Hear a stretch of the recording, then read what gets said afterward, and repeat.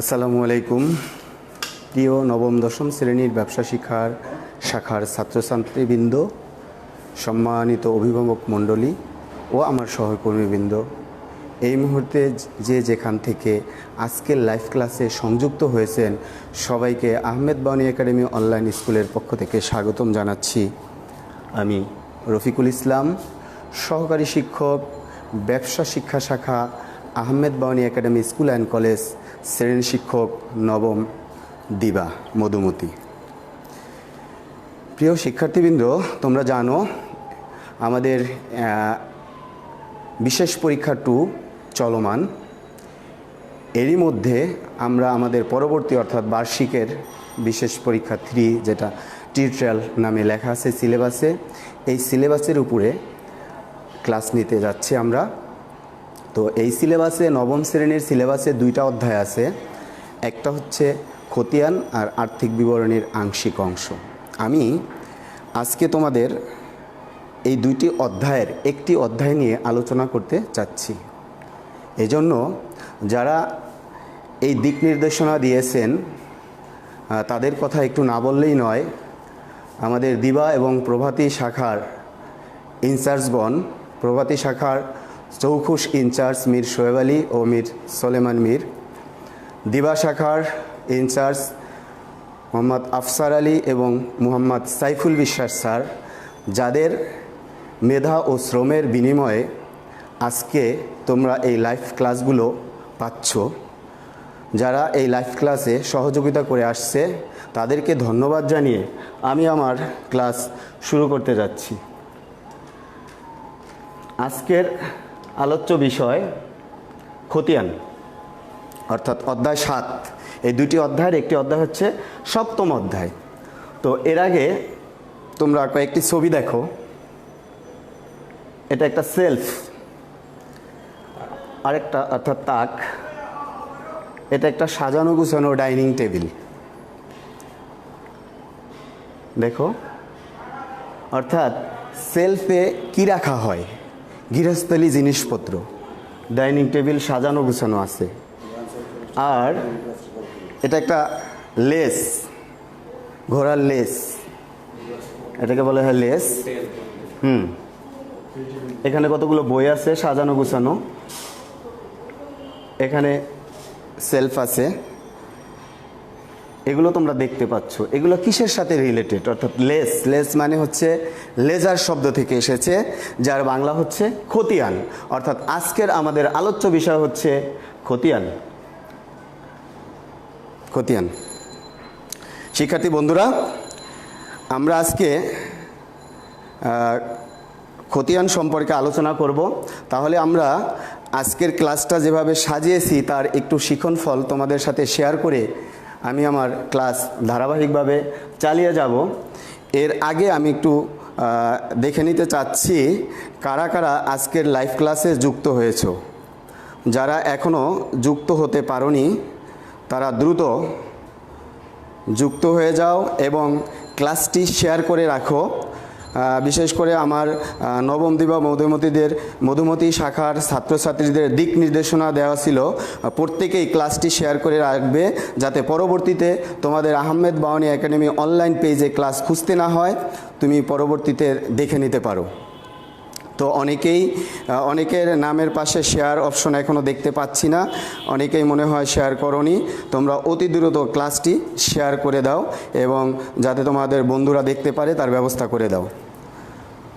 তো আজকের শিক্ষণফল হচ্ছে খতিয়ান কি তা আমরা বলতে পারবো, খতিয়ানের ছক অঙ্কন করতে পারবো, টি ছক ও চলমান জের ছকে খতিয়ান নির্ণয় করতে পারবো বা প্রস্তুত করতে পারবো। তাহলে আমরা একটা একটা করে শিক্ষণফল আলোচনা করতে যাচ্ছি। প্রথম শিক্ষণফল, এখানে কিছু বই দেখতে পাচ্ছি আমরা শিক্ষার্থীরা। এটা হচ্ছে অগুছালো বই, অর্থাৎ হিসাব বিজ্ঞানের র ম্যাটেরিয়ালস হচ্ছে লেনদেন। এই লেনদেন থেকে আমরা এটাকে প্রসেস করি। এই প্রসেসটা করি জাবেদা, খতিয়ান, রেওয়া মিল, আর্থিক বিবরণী বিশ্লেষণ করার পরে আমরা একটা তথ্য পাই, অর্থাৎ প্রোডাক্ট পাই। এই প্রোডাক্টটি হলো তথ্য। এই কারণে হিসাব বিজ্ঞানকে বলা হয় ইনফরমেশন সিস্টেম, অর্থাৎ হিসাব বিজ্ঞান হলো তথ্য ব্যবস্থা। আমরা এই তথ্য পেতে হলে ধরো জাবেদায় তথ্যগুলো আমরা সব লেনদেন থেকে নিয়ে থাকি, সেখানে নগদ লেনদেন থাকে, বাকি লেনদেন থাকে, ধারে লেনদেন থাকে, অনগদ লেনদেন থাকে, অর্থাৎ একসাথে সব থাকে। এই কারণে এটাকে বলা হয় অগুছালো, বলা হয়েছে অগুছালো, অর্থাৎ জাবেদায় লেনদেনগুলো অগুছালো থাকে। আর খতিয়ানে এটা সারিবদ্ধভাবে থাকে। এই বইগুলো এই যে সুন্দর করে সাজিয়েছি, দেখো সারিবদ্ধভাবে সাজানো। তাহলে অগুছালো যেটা এটা জাবেদা, আর সারিবদ্ধভাবে যেটা আছে এটাকে বলা হয় খতিয়ান। দেখো খতিয়ান হচ্ছে ইংরেজি লেজ শব্দ থেকে এসেছে, যার বাংলা অর্থ হচ্ছে লেজার শব্দটির উৎপত্তি। তো আমরা আসলে খতিয়ান হচ্ছে জাবেদার সুশৃঙ্খল ও শ্রেণীবদ্ধ বিবরণী।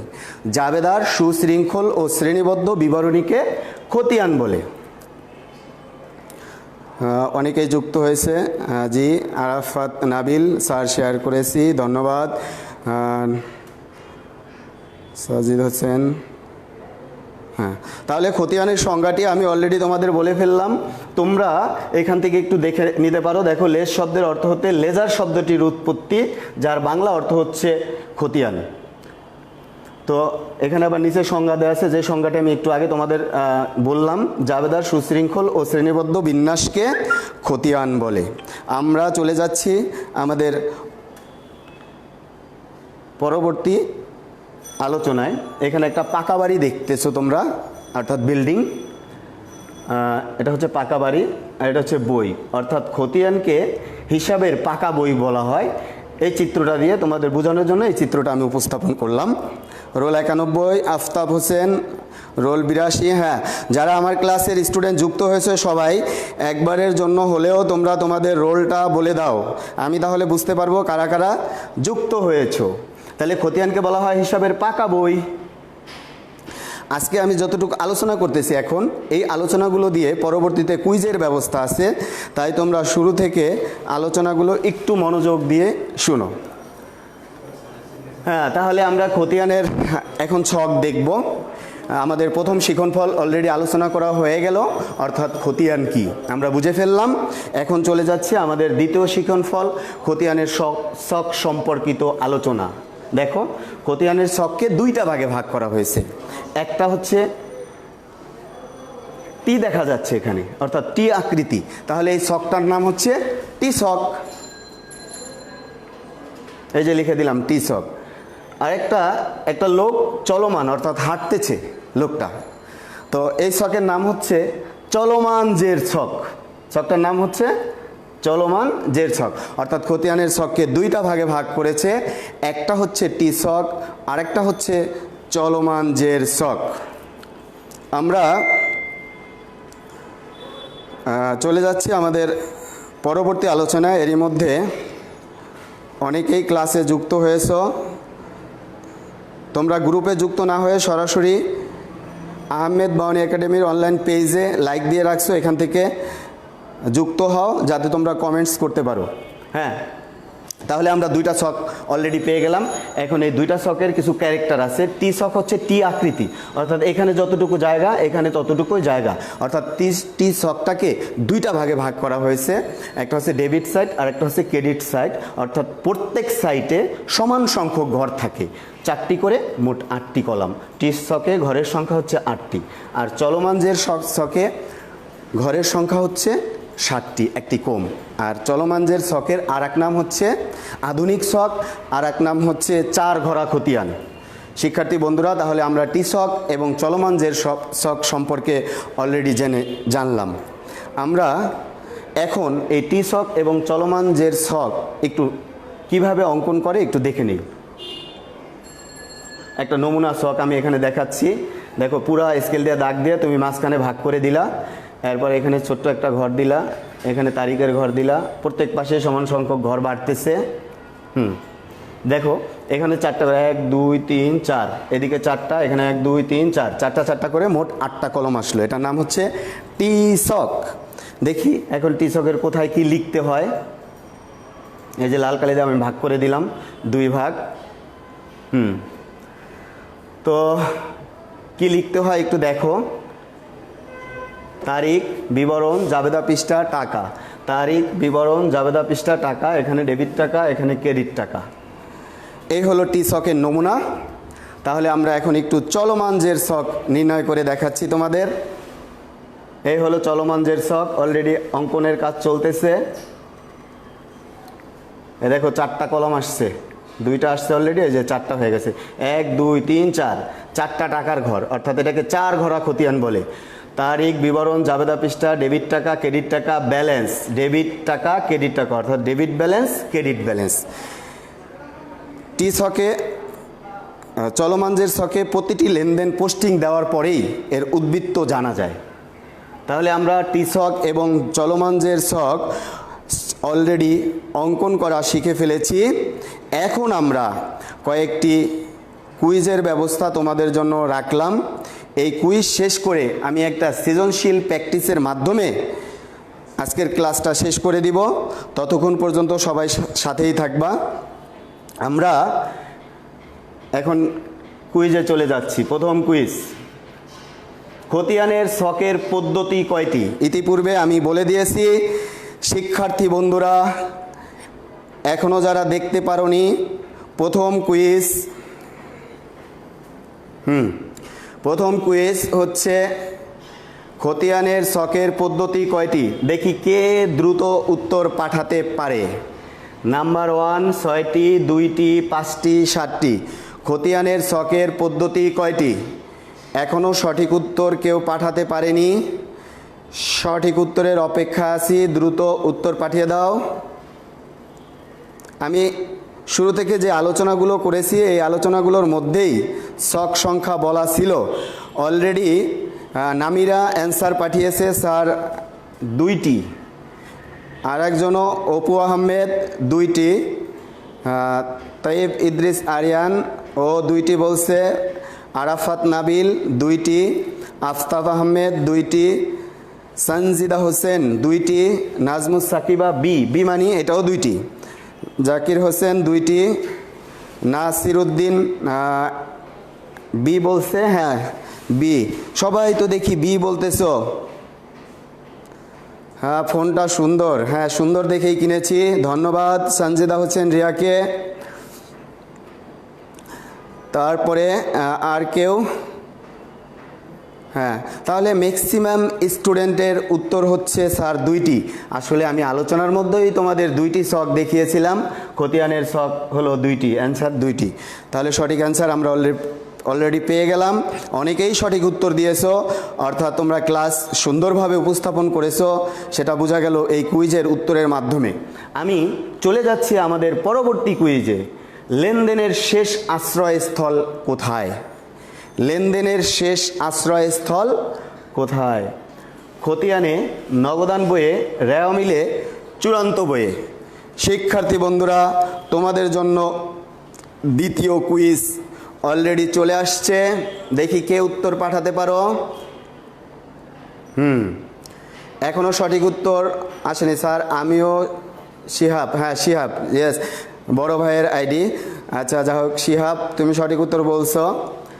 নামিরা 2-এর এ বলেছো। একটা উত্তর কেবল পেয়েছি, সঠিক কিনা আমি এখনই বলবো না, আরও বাকিরা উত্তর পাঠাও, তোমাদের উত্তরের অপেক্ষায় আছি।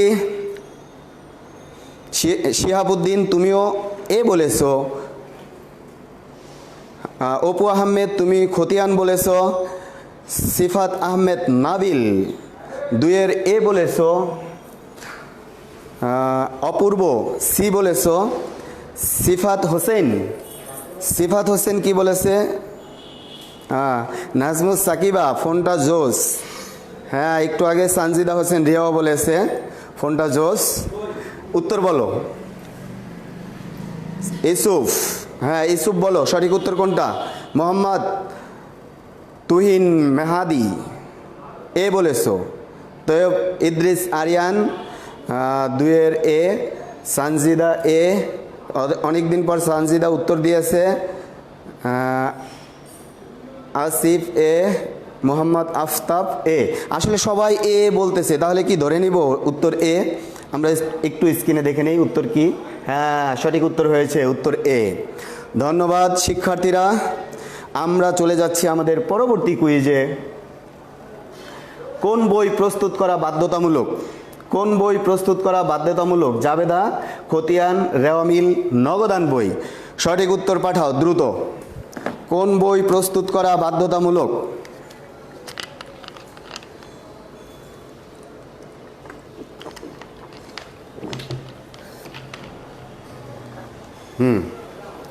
অলরেডি উত্তর আসতেছে। কোন বই প্রস্তুত করা বাধ্যতামূলক? 3-এর B.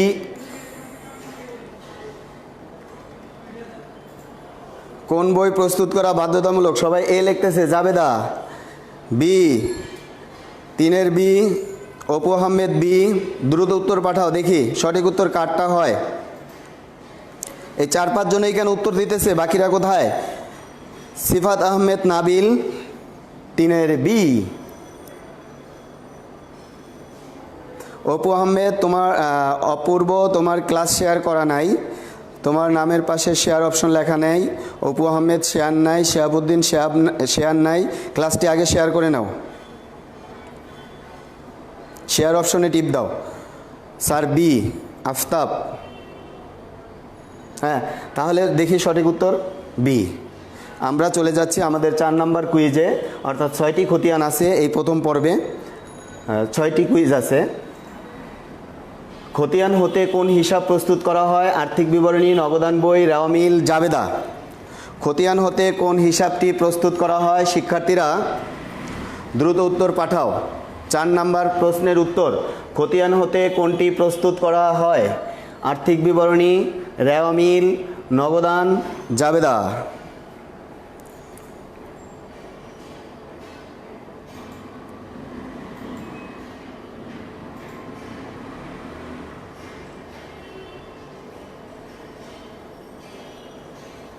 Mohammad Mahin, thank you.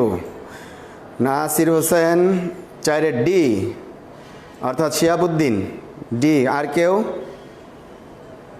4-এর D. Nazmus Sakiba, 4-এর ডি। নামিরা, 4-এর সি বলছো, নগদান বই না। আফতাব আহমেদ ডি, জাবেদা না। হ্যাঁ, অপু শেয়ার করেছে ক্লাসটি অলরেডি।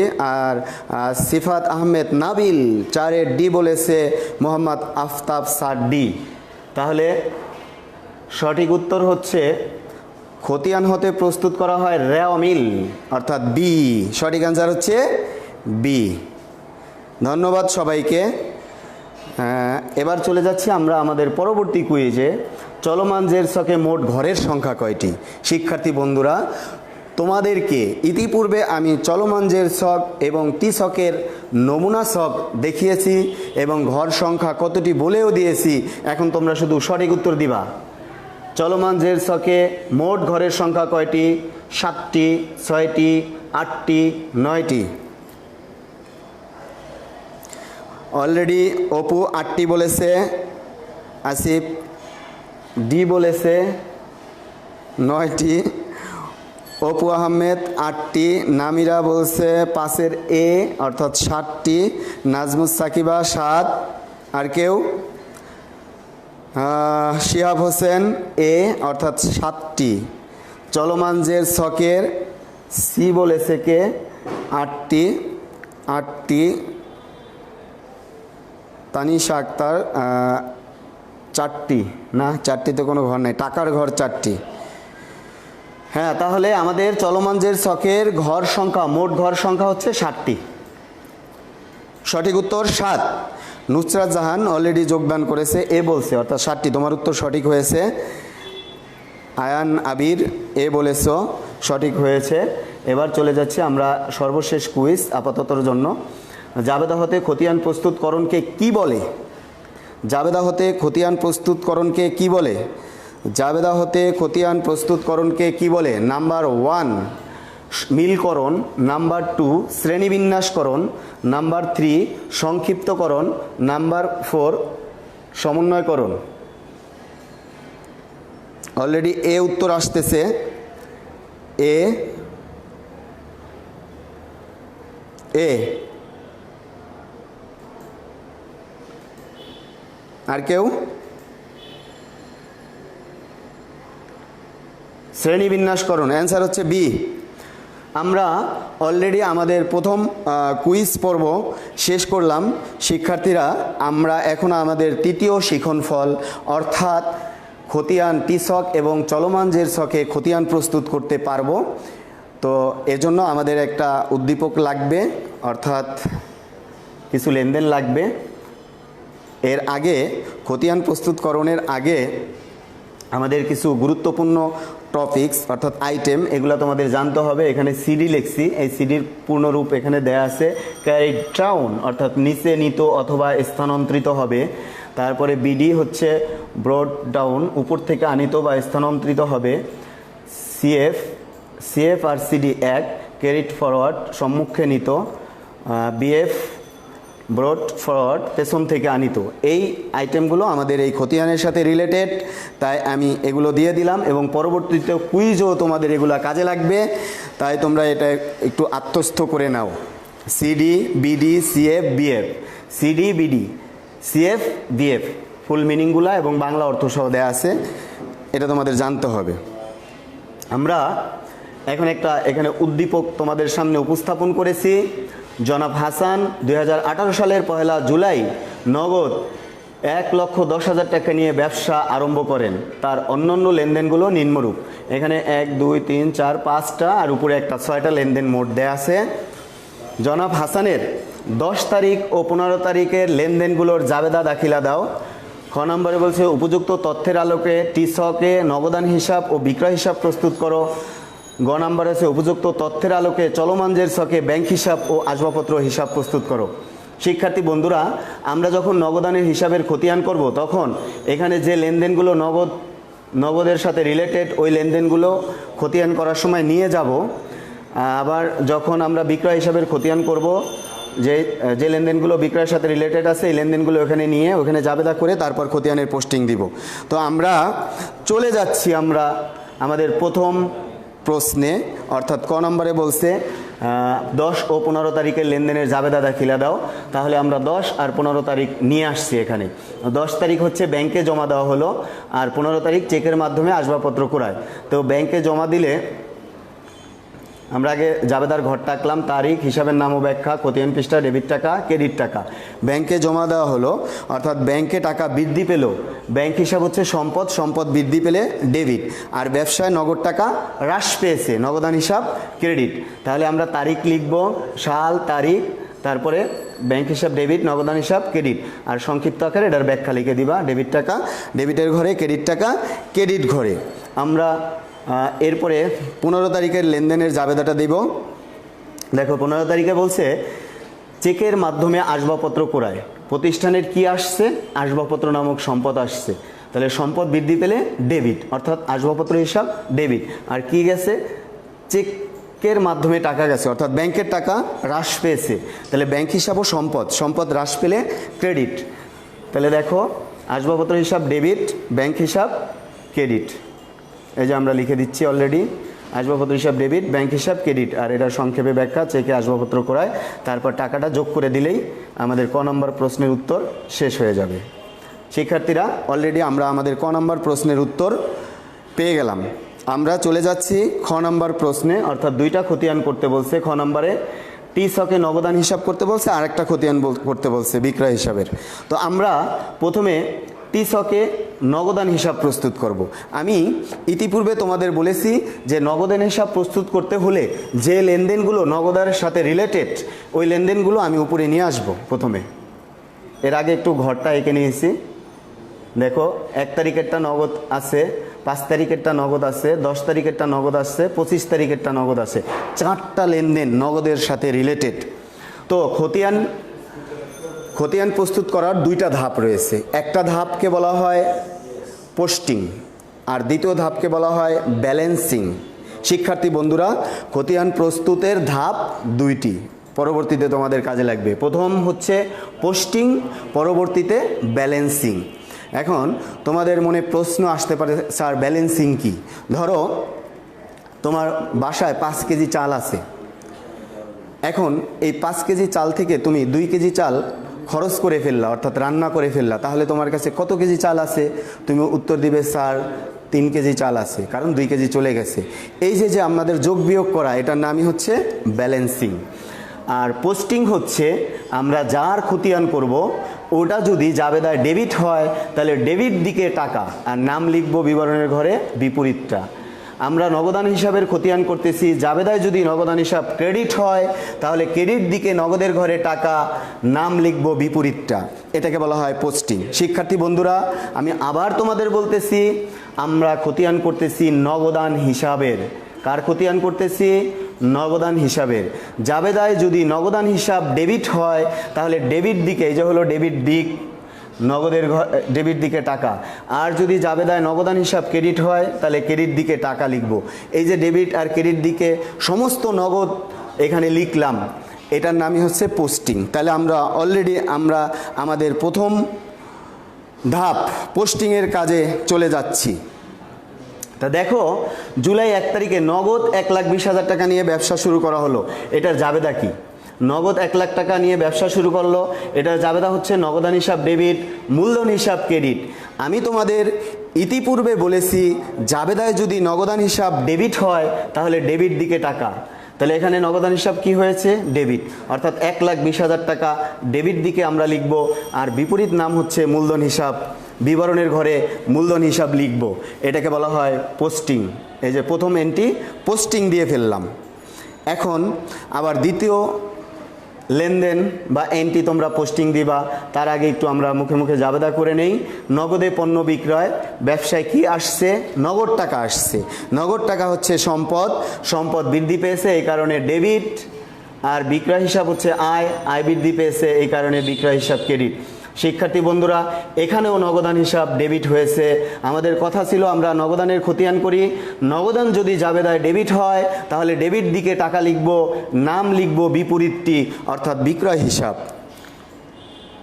তাই বিক্রয় হিসাব লেখা, এই যে টাকা লিখলাম 50,000। আমাদের দ্বিতীয় লেনদেন পোস্টিং দেওয়ার কাজ অলরেডি শেষ হয়ে গিয়েছে। আমরা চলে যাচ্ছি আমাদের পরবর্তী লেনদেন, অর্থাৎ 10 তারিখের লেনদেন ব্যাংকে জমা দেওয়া হলো।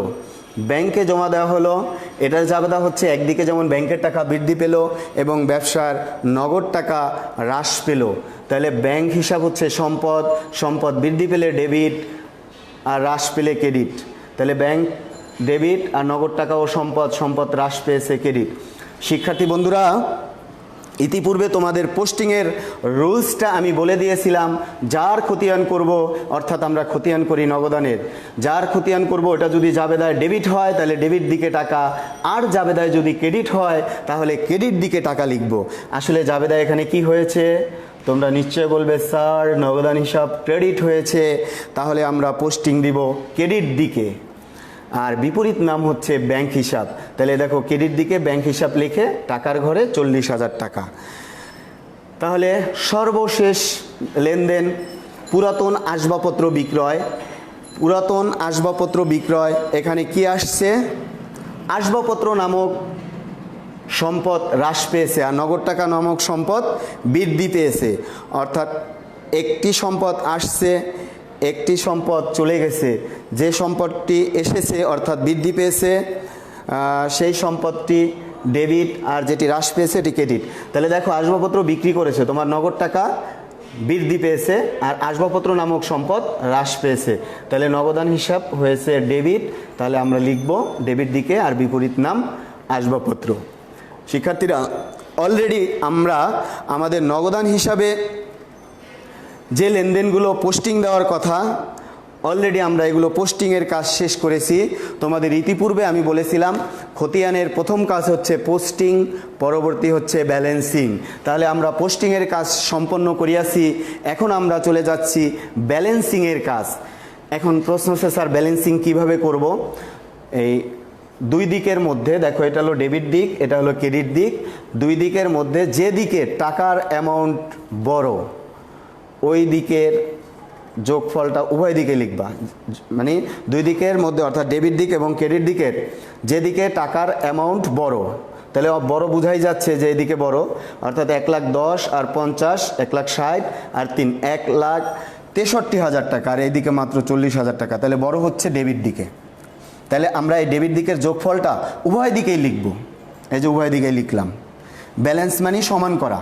এখন ডেবিট এবং ক্রেডিট দিকের পার্থক্য কত তোমাদের এটা খুঁজে বের করতে হবে।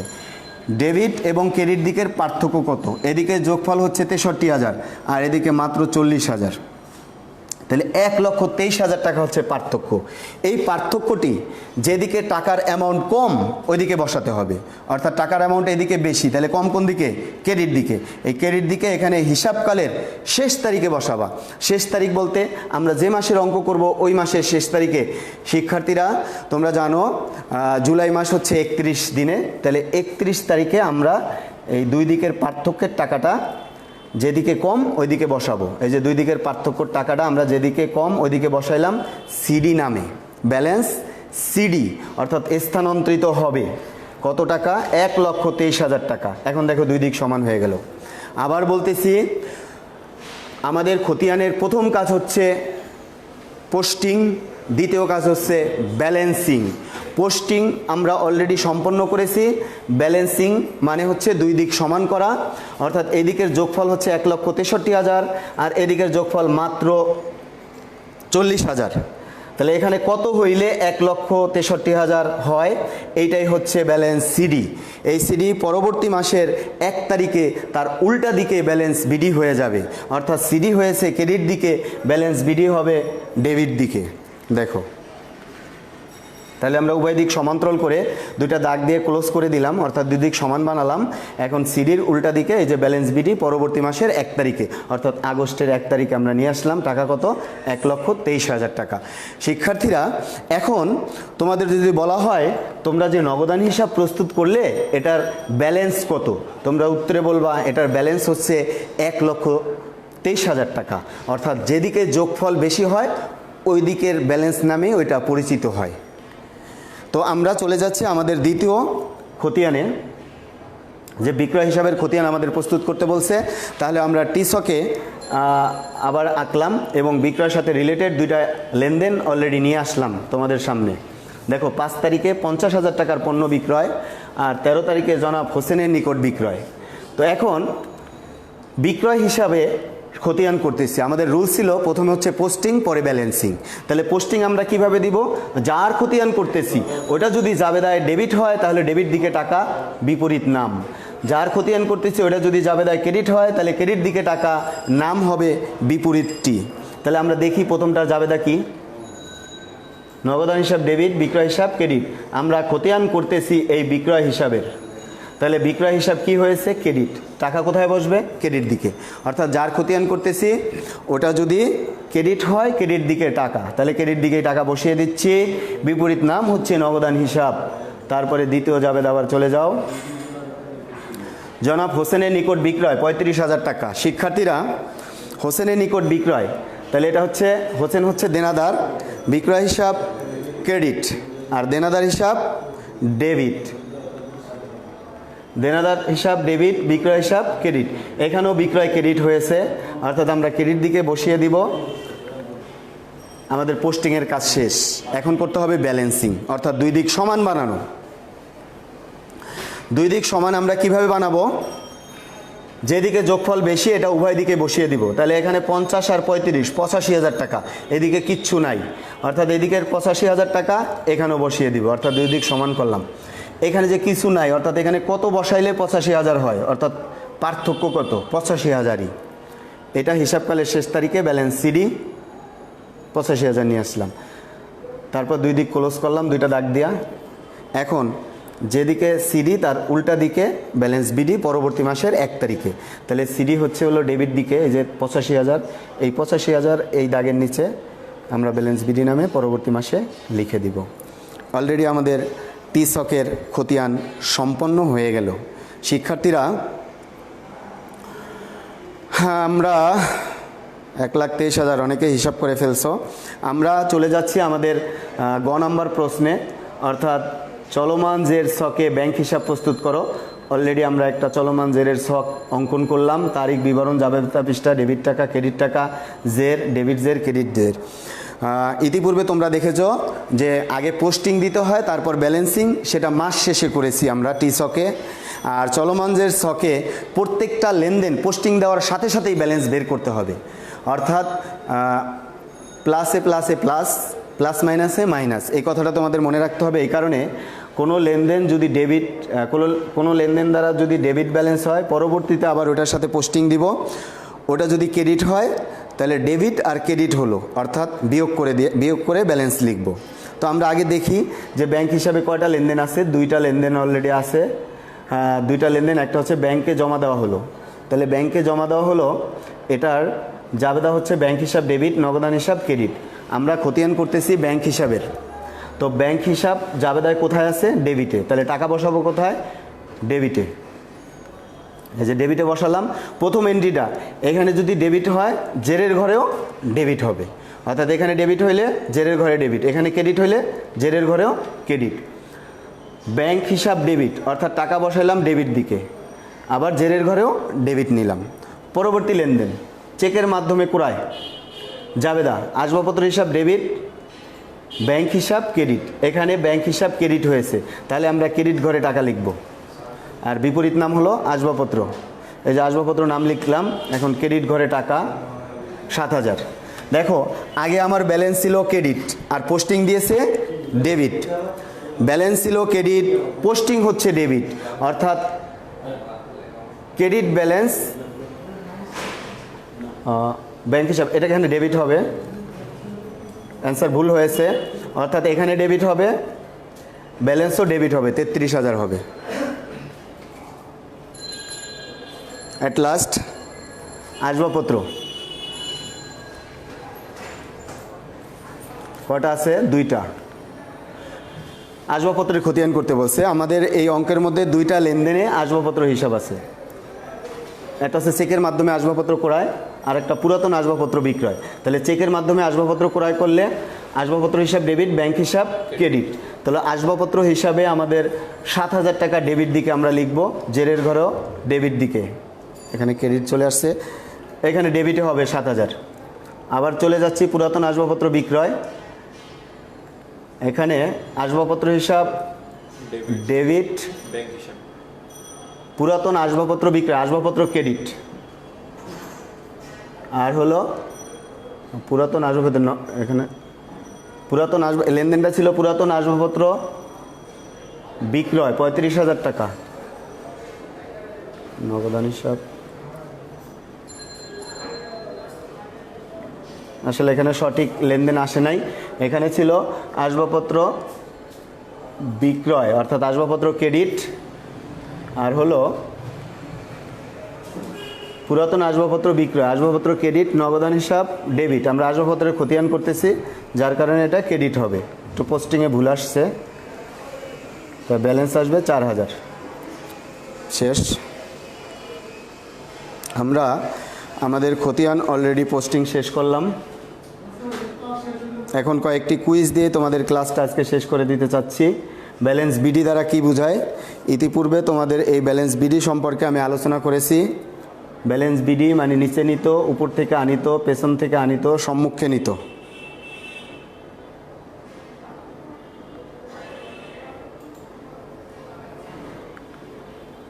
উপর থেকে আনিত।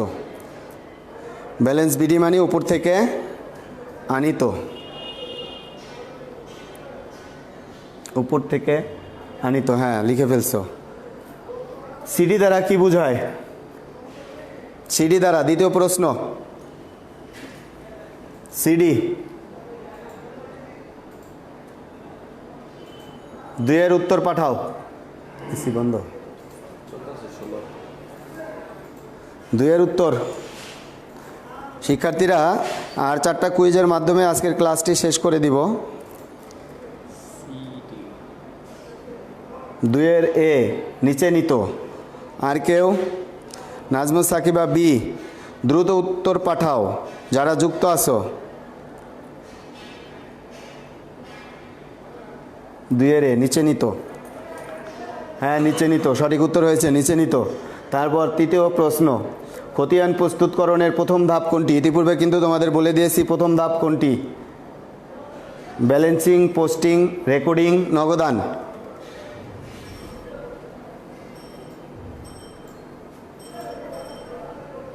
এ ব্যালেন্সিং, প্রথম ব্যালেন্সিং না, সঠিক উত্তর বলো। এ না বি পোস্টিং?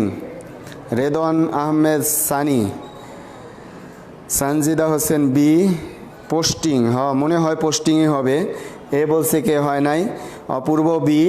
অর্থাৎ খতিয়ান প্রস্তুতের প্রথম ধাপ হচ্ছে পোস্টিং, দ্বিতীয় ধাপ ব্যালেন্সিং। চলে যাচ্ছি আমরা আমাদের পরবর্তী কুইজে সঠিক উত্তর দেখে। চলমান জের ছক অনুসরণ করে হিসাবের জের কখন নির্ণয় করা হয়? চলমান জের ছক অনুসরণ করে হিসাবের জের কখন নির্ণয় করা হয়? মাস শেষে, দিন শেষে, প্রতিটি লেনদেন লিপিবদ্ধকরণের পর, সপ্তাহ শেষে। শিক্ষার্থী বন্ধুরা, আমরা জানি ইতিপূর্বে টি ছক এবং চলমান জের ছক দুটোই তোমাদের সামনে উপস্থাপন করেছি। অর্থাৎ মাস শেষে আমরা টি ছকে খতিয়ান প্রস্তুত করেছি, কিন্তু চলমান জের ছকে হচ্ছে প্রতিটি লেনদেন পোস্টিং দেওয়ার সাথে সাথেই চলমান জের ছকে জের নির্ণয় করা যায়।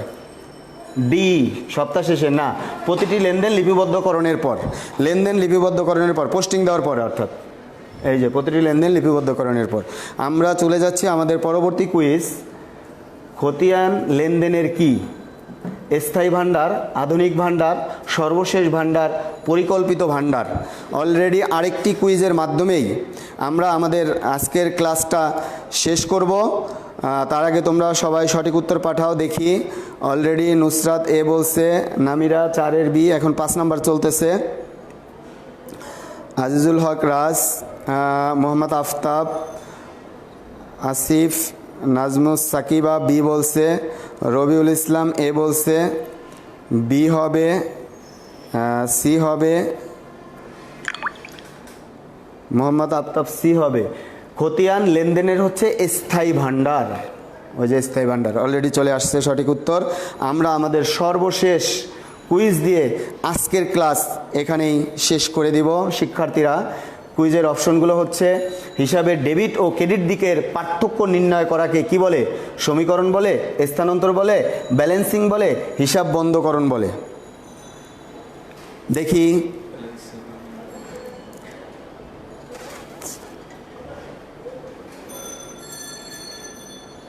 সঠিক উত্তরের অপেক্ষায়।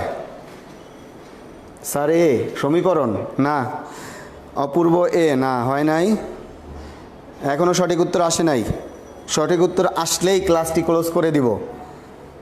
6-এর বি, 6-এর বি অলরেডি একজন বলে ফেলেছে, বি 2 জন বলে ফেলেছে। হ্যাঁ, সঠিক উত্তর হচ্ছে বি, ব্যালেন্সিং বলে। এই যে ব্যালেন্সিং। শিক্ষার্থী বন্ধুরা, অলরেডি আমরা আমাদের কুইজ পর্ব শেষ করলাম এবং টি ছক, চলমান জের ছক অঙ্কন করা শিখলাম। টি ছকে খতিয়ান প্রস্তুত করা শিখলাম, চলমান জের ছকেও খতিয়ান প্রস্তুত করা শিখে ফেললাম এবং সর্বশেষ তোমাদের ছোট্ট একটি বাড়ির কাজ দিয়ে আমি আমার ক্লাসটা সমাপ্ত করে দিয়েছি। অর্থাৎ 3-4টি মাত্র লেনদেন আছে, এখান থেকে তোমরা টি ছকে খতিয়ান প্রস্তুত করবা। অর্থাৎ যে কটা লেনদেন আছে সবগুলারই খতিয়ান প্রস্তুত করবা। সর্বশেষ তোমাদেরকে ধন্যবাদ জানিয়ে পরবর্তী ক্লাস দেখার আমন্ত্রণ জানিয়ে আজকের ক্লাসটি এখানে শেষ করে দিলাম। আল্লাহ হাফেজ। আজকে তো ভাই